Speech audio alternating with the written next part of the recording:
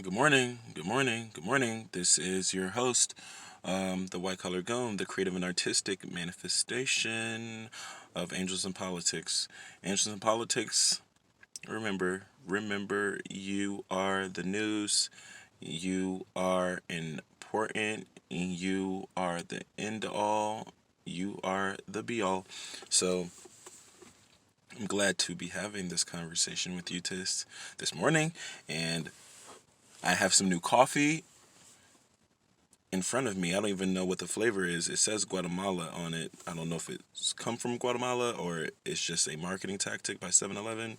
Either way, it's going down.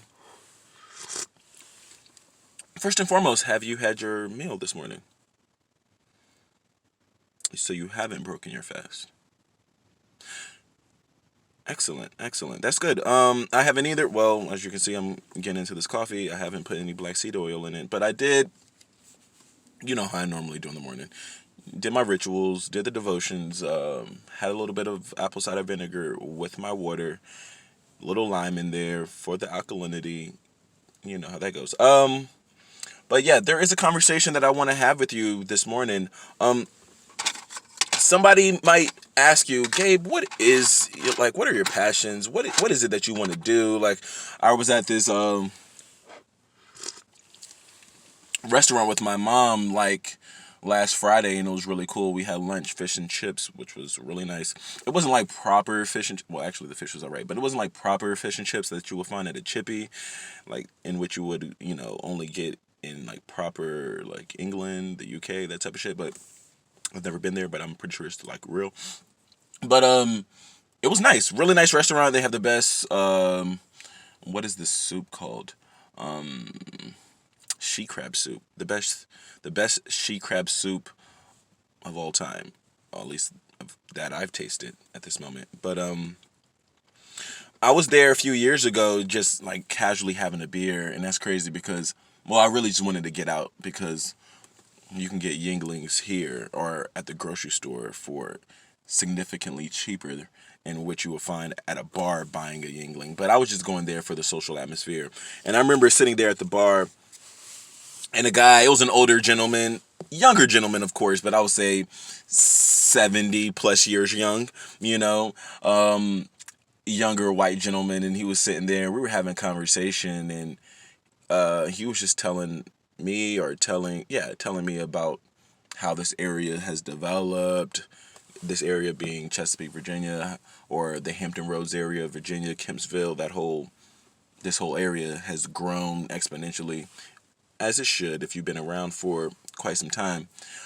But as people were walking by, I guess I stood out, and that goes into, manifestation and just being self-actualized. And I wasn't self-actualized then, and I wasn't manifesting much at all at that time. I was just at the bar drinking, but I stood out by me being probably the only black guy there. And he was asking me like, so like, what is it that you do? Like, like, what do you do? And I think I had my uniform on from the YMCA. So I was telling him, I'm like, yeah, I work part time, I'm at the Y. But he was like, no, no, no, no. But like, what do you do? You know what I'm saying? Like, what is it that you do, like, on a legitimate macro scale? And that was that's a loaded question for somebody like me, right? So I didn't have an answer for him. That was the answer. I was like, I don't know. Like, I mean, I work, but in the meantime, I'm just figuring things out. This was about 3 or 4 years ago. But now, like, whilst I'm having this conversation with you, and prior to me like getting this coffee, I thought about it. It's like hospitality. Hospitality is an industry that I feel like you can teach people you can teach people a job, you can teach people a skill, you can train people within a skill, and have certain parameters in place for people to follow, rules in place for people to follow, guidelines, managers, an organizational structure can be implemented for somebody to fit in and get things going. But as far as the term hospitality is, as it pertains to that field, it you can integrate that into every job, specifically with the people, not just the clientele. If you want to improve, your customer service, if you want to improve your productivity, if you want to improve your sales, if you want to improve the social climate, the environment, the work environment, the interpersonal or extrapersonal uh, communication amongst team members and management and the employees or staff and the subordinates or whatever the case may be, that goes into having a hospitable or having a comfortable and having a comfortable channel, a comfortable medium to synthesize or synchronize and have and really cultivate a conducive spirit environment for people to open up and be that hospitable person, be that charming, charismatic, or if you're not charming or charismatic, at least be a person that can listen. Be that person that can listen, be that person that wants to understand, who's seeking to understand before being understood, seeking to understand before seeking to be understood. And that comes with, hospitality and having a smile on your face and being genuinely keen. Like, you're keen to engage with others, and you're keen on establishing relationships. And that's who I am, like, to the core. That's who I am as a person. That's who I am, like, radically so, to the point that I'm not getting paid for this, to the point that this is just who I am. And I like it, I like it a lot because I feel like I can help people in that way. Like, there might be a employee who's just not really feeling it at their job. There might be a manager who can't get the productivity out of a certain group of people, out of certain employees, out of certain staff members, and they're probably wondering, like, what the fuck is going on? Like, why can I not click with this person? Why am I not registering with this person? And I guess my gift would be like, dude, have you sat down with that young woman? You know what I'm saying? Like, maybe you just need to sit down with that young lady. Maybe you just need to sit down with that young man and offer them a cup of coffee or a hot beverage. Maybe some tea or something. Maybe a juice or something. But just have that person talk and say, like, yo, what's going on? And not what's going on because I'm, like, assertive or because I'm aggressive or because, like, I need to know right now, like, I'm demanding. It's like, what's up, brother? Hey, sis, like, tell me what's up. You feel what I'm saying? Like what's new in your life? What are you interested in? Tell me what's going down in your world, right?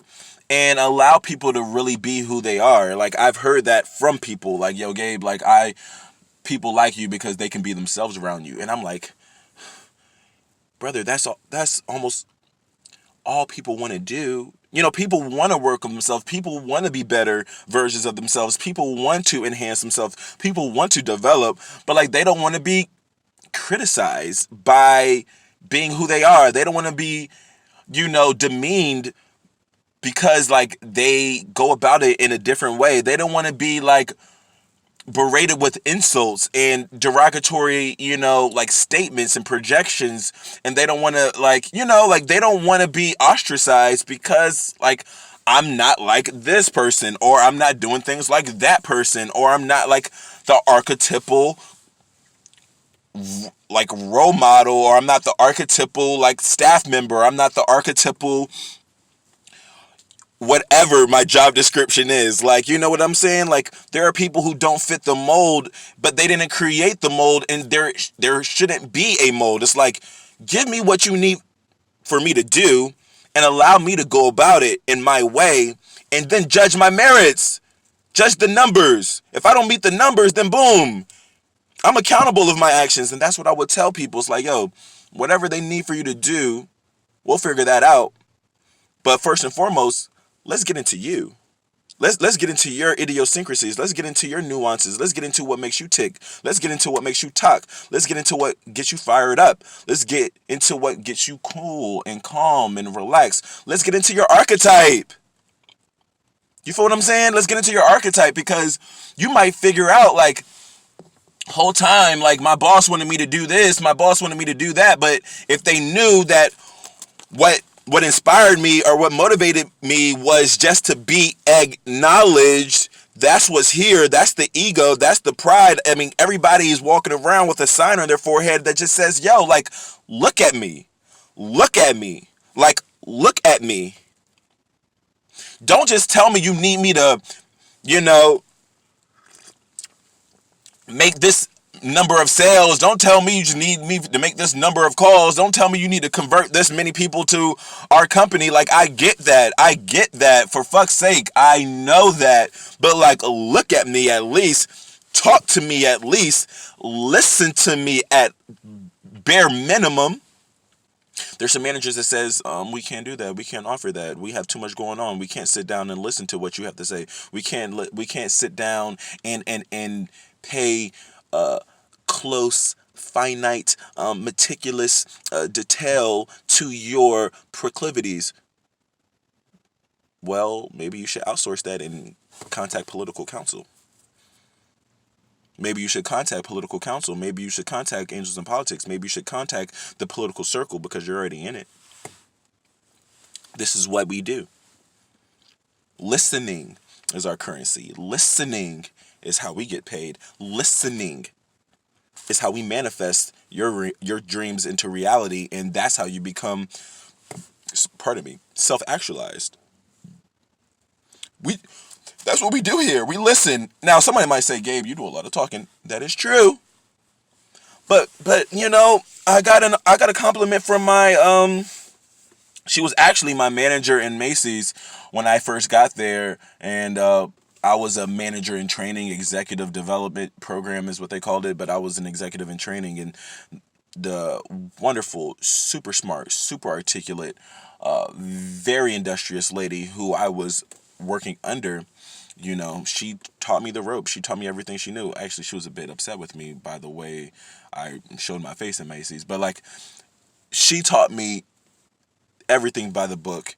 And I remember at the end of before I got my own department, she told me, she was like, Gabe, you know, you're gonna be all right. And I said, oh, thank you. What makes you say that? And she was like, because you listen. You know, you're a good listener. And I haven't received that many compliments in my life, but that one stuck out. That one stood out. That stuck out to me, because I haven't been told that before. You know, I haven't been told that before, and I've realized that listening pays dividends. You know, listening is, you know, the application process. That's the programming, dude. Like, people are giving you information day in and day out. The world is giving you information day in and day out. The universe has presented you with an insurmountable, like, level and degree of information on a daily basis, but it's all about whether you're open enough to receive it. Are you able to receive it?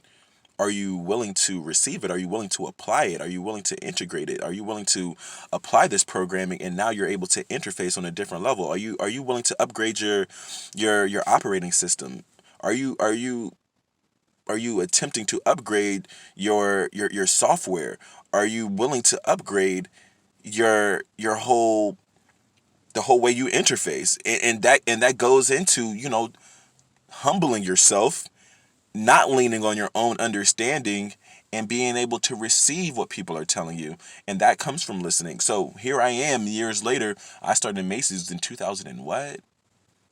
I can't remember, maybe 12. You know what I'm saying?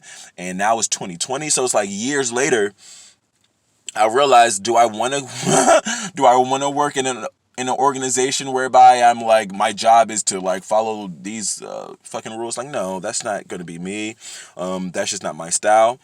But like I mentioned before, there are plenty of organizations that want to increase their productivity out of their team. There are so many organizations that want to have a more warm and welcoming, ecosystem, because that will increase more people to like want to like work for their company. That would increase people's morale. That would boost morale. That would, in any sense of the world, every sense of the word, that would be more dollars for them. That would be beneficial to them. So like they need a catalyst. Some companies need that catalyst. Some people need that third party, that freelancer, or that third party that can come in and just sit down and just talk with the people, be political with the people, have some coffee with the people, chat your shit with the people. You right?